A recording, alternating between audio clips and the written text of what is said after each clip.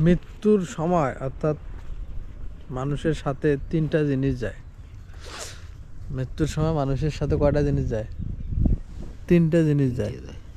দুইটা ফিরে আসে, একটা সাথে যায়। হযরত আনাস রাদিয়াল্লাহু তাআলা আনহু হইতে বর্ণিত, রাসূল সাল্লাল্লাহু আলাইহি সাল্লাম বলতেছেন, মৃত্যুর সময় তিনটা জিনিস মানুষের সাথে যায়। দুইটা ফিরে আসে আর একটি সাথে যায়। যে পরিবার, পরিজন, ধন সম্পদ এবং নেক আমল, এই তিনটা জিনিস মানুষের সাথে যায় মৃত্যুর পর।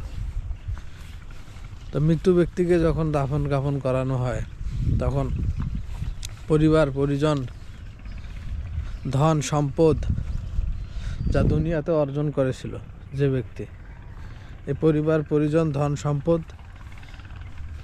চলে আসে, সাথে থেকে যায় নেক আমল। এই জন্য নেক আমল আপনার প্রকৃত সঙ্গী। এটা মুসলিম শরীফের হাদিস, সহিহ একটা হাদিস। এই জন্য আপনার প্রকৃত সঙ্গী, প্রকৃত বন্ধু, চিরস্থায়ী সম্পদ যদি বলা হয়, তাহলে আপনার নেক আমল।